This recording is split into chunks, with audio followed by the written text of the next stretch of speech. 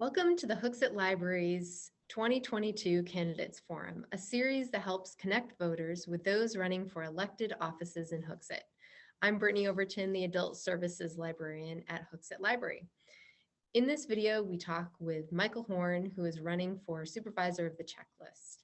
Michael, thank you for taking the time to share with us your interest in the Supervisor of the Checklist position. You're welcome. It's my honor to be able to put my name down and see what the voters want to do. Thank you. Let's start by having you tell us a little bit about yourself and the experiences you've had that you feel would support you in the role of Supervisor of the Checklist. Okay. For those people that don't know me, I've moved into Hooksett the summer of 1984 with my wife and two children, and raised two children in town, was active in HYAA, Troop 292, Boy Scouts.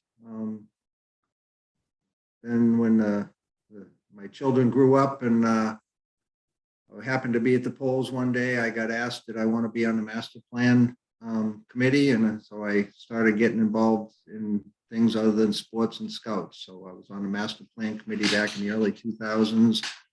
Parks and Rec Advisory Board, happened to be at a town council meeting, and I believe it was the spring of 2009 when two of the three supervisors of the checklist resigned because it became more automated and computerized. So I offered my services to be appointed, and so I've done the supervisor of the checklist for 10 years, up until I think it was the spring of 20 when someone else let me know that they were interested in running for my vacancy, and so I opted not to run. And this year, when one of the supervisors mentioned that they weren't going to put their name on the ballot, I said I enjoyed it so much I figured that I'd put my name down and do it again, because I really believe elections are so important. I encourage people to get out, because our local elections, our town and school elections, unfortunately only get a very small turnout, 10–15%. And I just try to encourage people to, come out. You're voting whether you show up or not. If you don't show up, then other people are making your decision. So Great, and that leads well into the next question. One of the roles of the supervisors of the checklist is to educate the community on changes to voting procedure. How do you see this education taking place when there are changes?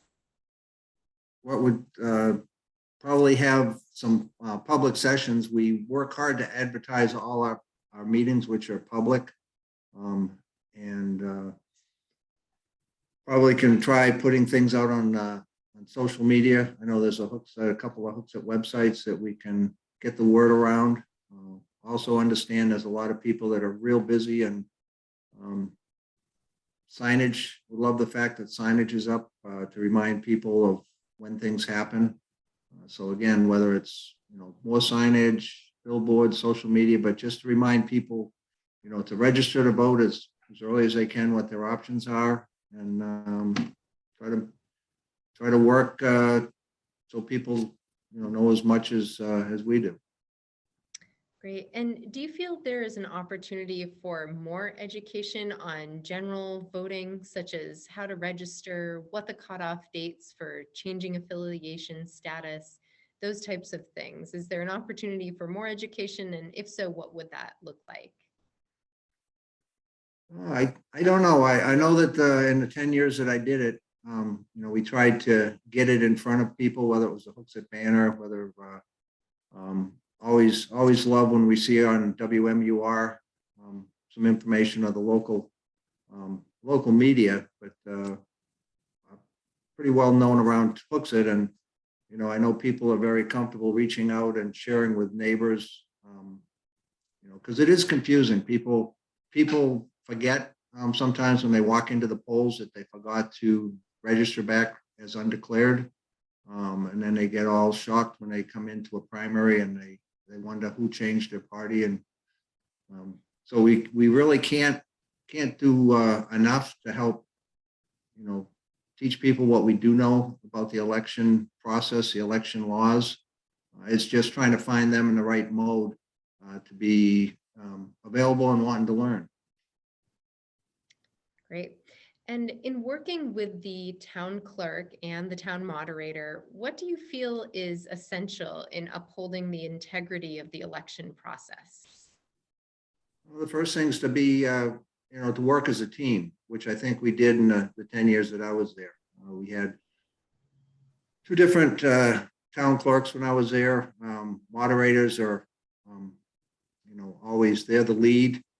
But I know when, Don Riley was a moderator and again, Todd's been the clerk, but it's coming together and just presenting information and based on following the RSAs and the town council charter, doing our role and trying to make it a team effort, team decisions versus trying to force somebody's opinion over somebody else's.